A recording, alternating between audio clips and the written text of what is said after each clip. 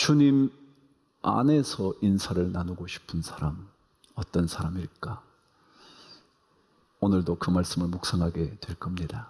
근데 조금 더 덧붙이고 싶었습니다. 주님 안에서 인사를 나누고 싶은 사람이 되고 싶습니다. 누군가가 저를 보면서 인사를 나누고 싶은 사람이 되는 거죠. 제가 여러분을 보다가 그 사람에게 인사 한번 나눠야겠는데 라는 사람이 되는 것 말이죠. 근데 이 일은 결코 쉽지 않은 일이에요. 그 사람 보기도 싫을 때 있는데요, 그래서 누군가에게 인사를 전하고 싶은 사람이 된다는 것은 어쩌면 꽤나 긴 영적이고 경건의 훈련을 지나야 되는 것은 아닐까 생각이 드는 겁니다. 그냥 잠깐의 시간에 그 모든 것들이 이루어지는 것이 아니라 어쩌면 꽤나 긴 시간을 거쳐서 그래, 그 사람 어떻게 지낼까? 떠오르는 그 사람이 되는 것이라 생각이 듭니다. 제가 미국 역사 하나 들려드릴게요. 요즘 미국 대선에 한 후보자가 여성 후보자이라는 것 아실 겁니다. 그녀의 아버지 인도계 사람이고요. 그녀의 어머니 흑인 여성이었던 것 같습니다. 혼혈이죠. 그래서 미 대통령 후보로 나온 그녀를 가리켜 흑인계라 말을 하면서 흑인 여자 대통령이 처음으로 등장할 가능성이 있다, 세계가 주목하고 있는 것 같습니다. 그런데 미국 역사에 흑인이란 존재는 참으로 인간의 권리를 갖지 못한 사람이었습니다. 아시는 것처럼 1861년 미국에는 남북의 전쟁이 벌어졌습니다. 이유는 흑인 노예를 해방시켜야 한다는 북쪽 사람들과 그럴 수 없다고, 그들은 여전히 노예여야 한다고 주장했던 남군들의 싸움이 남북전쟁이었습니다. 그것이 1861년. 몇 년간의 전쟁을 걸친 다음 마침내 북군이 승리하면서 노예를 해방하자는 결정이 이루어집니다. 1864년 법조항이 개정이 됩니다. 노예는 해방이라고. 더 이상 노예는 없다고. 근데 여러분 혹시 아시나요? 흑인들의 권리가 보장된 민권법, 그것이 이루어졌던 때가 1964년. 다시 한번요. 흑인들은 더 이상 노예일 수 없다고 결정된 조항이 헌법 조문에 들어간 것이 1864년. 그리고 흑인들의 권리가 보장되었던 민권법이 1964년. 몇 년 걸렸습니까? 100년여. 100년여. 개정되었다 해서 노예의 삶에서 금방 해방된 게 아니라 100년을 거쳐서야 겨우 흑인들의 권리가 보장되기 시작한 겁니다. 그리고 1965년 처음으로 흑인들이 투표할 수 있는 투표권이 결정됐습니다. 흑인들은요, 노예에서 해방됐지만 100년이 지난 다음에야 겨우 투표할 수 있었습니다. 무슨 얘기인 줄 아셔요? 여러분, 무언가 하나 바뀐다는 게 그리 간단한 일이 아닙니다. 구원받은 하나님의 백성들이 구원받은 하나님의 백성답게 산다는 것이 결코 간단한 문제가 아닙니다. 여러분, 그 100년의 과정에 어떤 일들이 벌어졌냐 하면, 남군들이 너무 억울한 거예요. 나는 여전히 노예가 필요한데, 노예 같은 존재인 흑인들이 필요한데, 그래서 그들은 이런 법까지 만듭니다. 분리시키는 겁니다. 흑인들은 이쪽, 백인들은 이쪽, 백인들은 이쪽의 화장실, 흑인들은 저쪽 화장실, 버서의 이쪽은 백인, 뒤쪽은 흑인, 절대로 못 오게 하는 겁니다. 이미 해방됐는데. 그래서 그들은 그렇게 말합니다. 분리되어 있지만 평등하다라고 말했습니다. 말도 안 되는 거죠. 이쪽 학교에 아무 흑인도 들어올 수 없습니다. 이쪽 학교에 어떤 흑인도 입학할 수 없습니다. 이렇게 분리시켜 놓고는 평등하대. 그게 그 사이에 일어났던 법들이 막 만들어지게 돼. 여러분, 그래요. 무언가 하나 바뀌어진다는 것 참 쉽지 않습니다. 그리스도인들의 삶이 진짜 바뀌어서 구원받은 하나님의 백성이 두렵고 떨림으로 구원을 이루어가는 삶이 된다는 게 진짜 어렵습니다. 경건의 영적인 훈련을 거치지 않고는 그런 삶이 주어질 수 없다는 거죠. 그래서 정말 주님 안에서 안부를 묻고 싶은 그런 사람 된다는 게 어떤 걸까? 도대체 사도 바울은 어떤 사람에게 문안하고 있는지 오늘 성경을 통하여 다시 한번 묵상해 보고 싶은 겁니다. 첫 번째 이야기 7절 앞부분을 저와 함께 읽겠습니다. 시작. 내 친척이요 나와 함께 갇혔던 안드로니고와 유니아에게 문안하라 그랬습니다. 첫 번째 등장한 인물이 안드로니고와 유니아라는 사람이었습니다. 근데 그들은 아마도 사도 바울의 친척이었다. 어쨌거나 그것은 접어두고 두 번째 내용이 이렇게 적혀져 있었습니다. 나와 함께 갇혔던 사람이었다. 사도 바울은 복음 때문에 갇혔습니다. 사도 바울은 예수 그리스도를 전하기 위하여 갇힌 인생이 되기도 했습니다. 복음 때문에, 예수 때문에. 그래서 사도 바울은 골로새서 4장 3절에서 이렇게 말했습니다. 한번 읽어보실래요? 시작. 또한 우리를 위하여 기도하되 하나님이 전도할 문을 우리에게 열어주사 그리스도의 비밀을 말하게 하시기를 구하라. 내가 이 일 때문에 매임을 당하였다. 복음 전하는 것 때문에 갇혔다는 겁니다. 이 갇힌 일에 안드로니고와 유니아가 함께 했다 그랬습니다. 무슨 의미일까요? 여러분, 갇혀본 적이 있나요? 갇히면요 할 수 없는 게 많습니다. 여러분 마음대로 할 수 없죠. 밖에 나갈 수도 없고요, 먹고 싶은 것 함부로 먹을 수 있는 것도 아니고요, 주는 대로 먹어야죠. 나가라 그러면 나가죠. 여기밖에 못 간다 그러면 여기밖에 못 가죠. 그게 갇혀 있는 겁니다. 그럼 복음을 위해 갇힌다는 것은 어떤 거냐 하면요, 내가 하고 싶은 말이 있어요. 당신이 꼭 들어야 되는 말이 있다고요. 그런데 그것을 복음 때문에 가두어 두는 거예요. 그래요. 여러분에게 할 말이 참 많아요. 여러분도 저에게 할 말이 참 많아요. 우리 다 부족하거든요.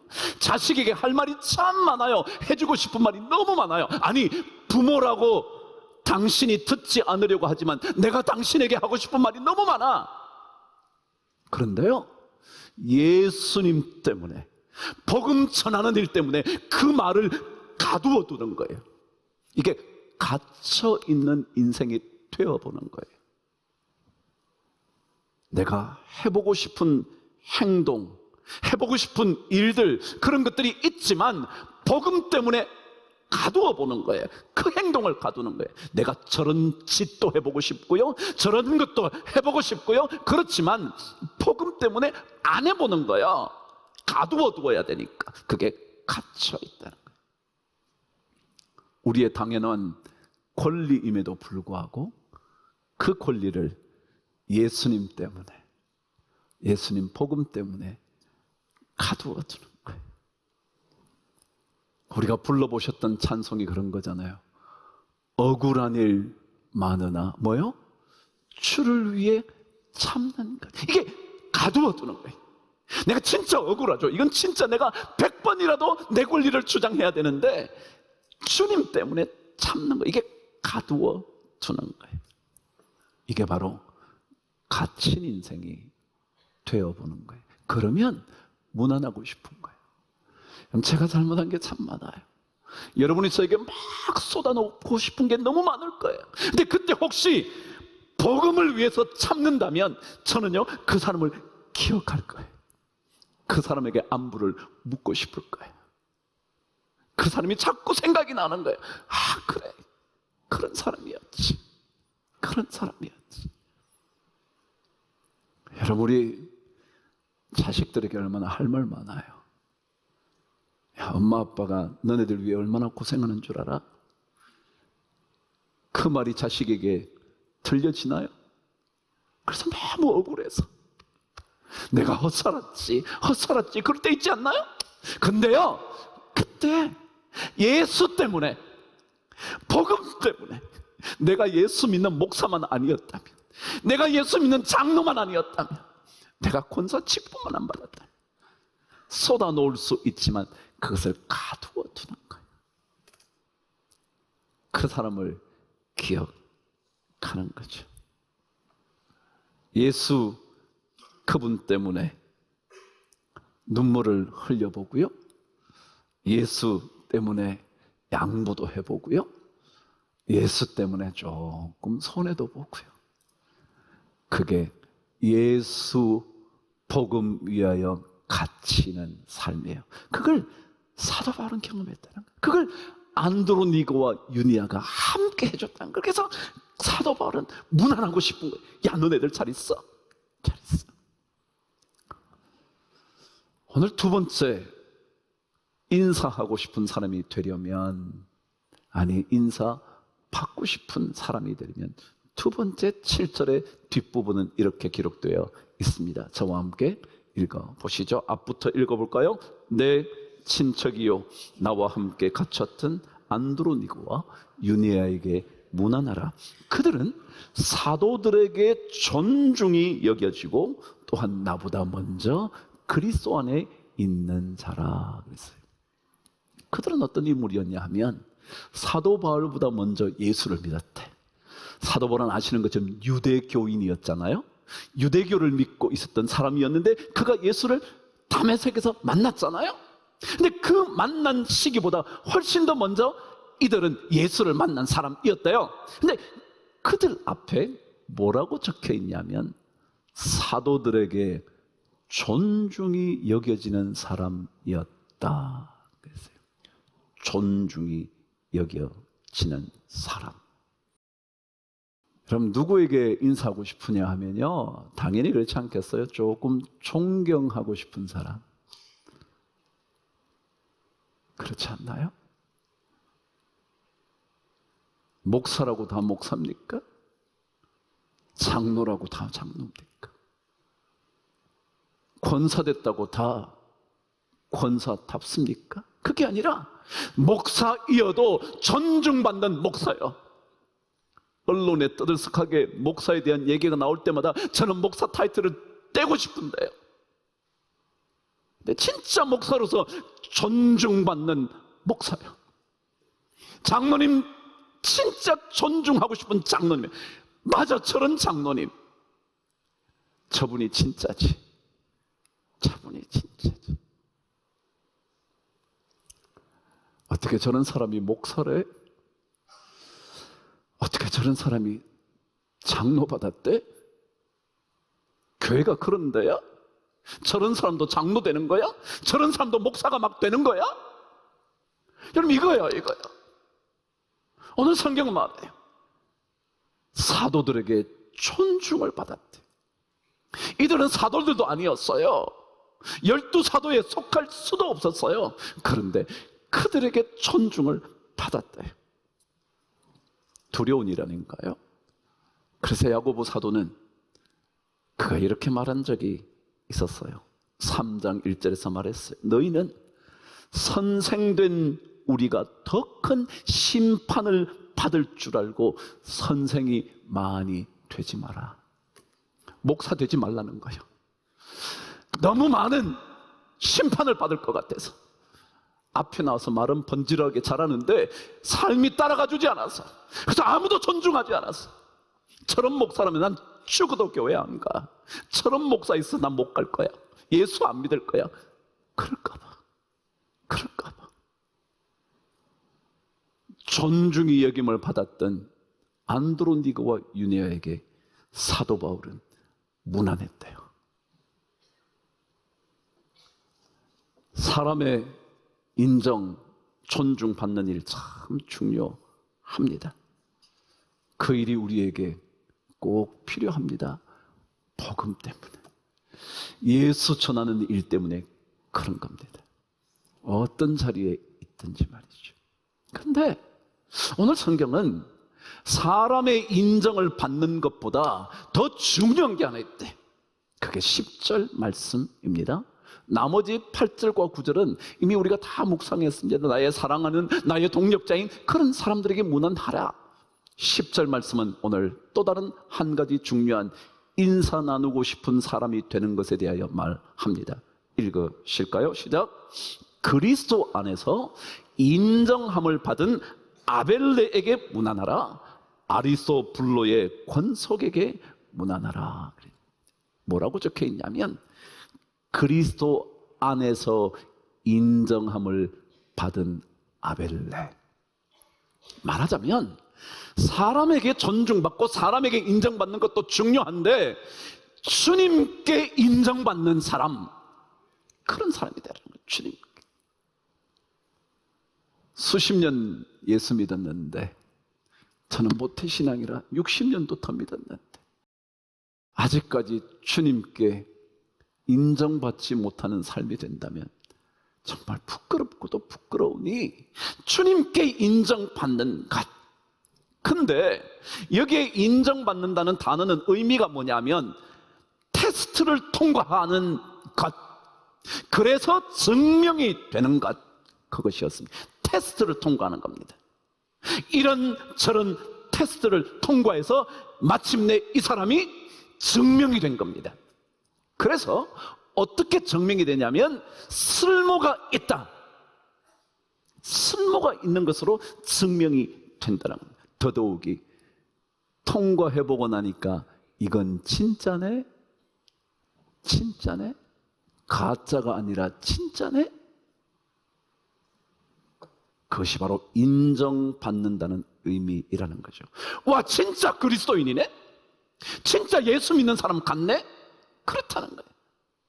그래서 어디에든지 저 사람은 믿을만한 사람이니까 쓰면 돼. 쓰면 돼. 의심할 것도 없어. 불러서 쓰면 돼. 당신 절대 손해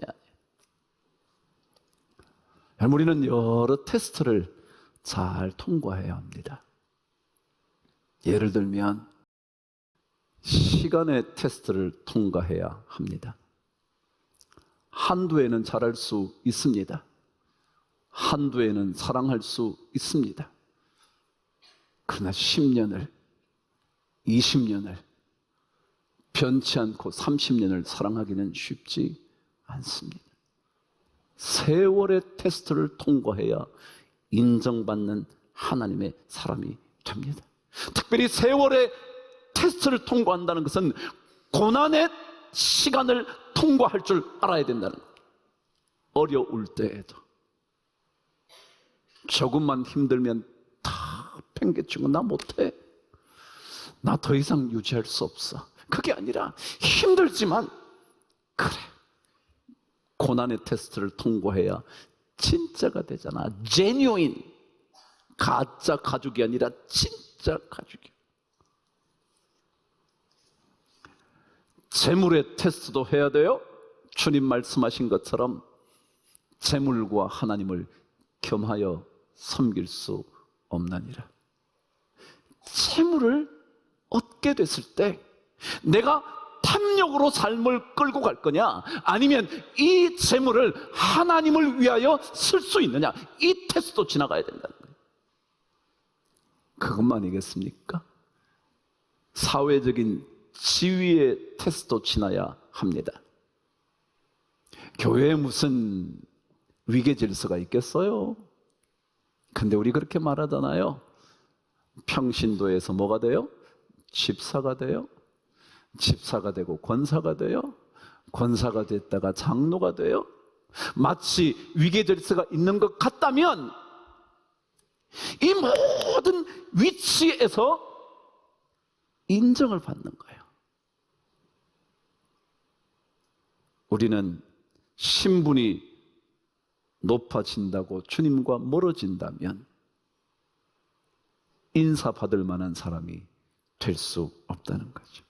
높이 올라갔는데, 더 높은 자리에 올랐는데 더 주님과 가까워지는 거예요. 그게 테스트를 통과한 거예요. 고난의 시간을 통과할 때 우리는 좋은 그리스도의 인정을 받은 사람이 되는 겁니다. 겨울이 없는 열대 지역에서의 나무에는 나이테가 없답니다.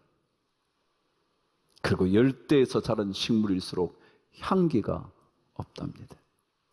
고난의 시간을 통과해 보지 않았기 때문에 그렇죠. 그래서 그 나무를 자르면 밋밋합니다. 그러나 추운 겨울을 지나온 나무들은 나이테가 촘촘히 박혀서 자르면 자를수록 그 결이 너무나 아름답습니다. 시간과 고난과 지위와 재물과 모든 테스트를 통과하면서 우리는 마침내 빛나는 하나님의 사람이 되는 겁니다. 오늘 성경은 우리에게 주님 안에서 인사 한번 나누고 싶은 사람이 되는 길은 이런 것이라 말하는 것 같습니다.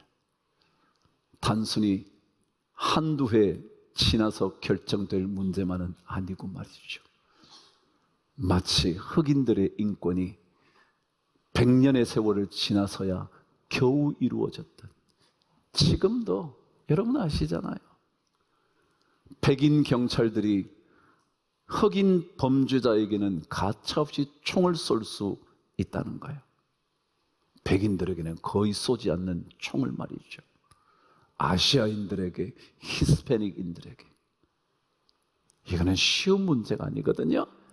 우리 그리스도인들도 정말 이 모든 삶의 시간을 통하여 진짜 인사를 나누고 싶은 사람이 되는 일, 많은 경건의 훈련이 필요할 겁니다.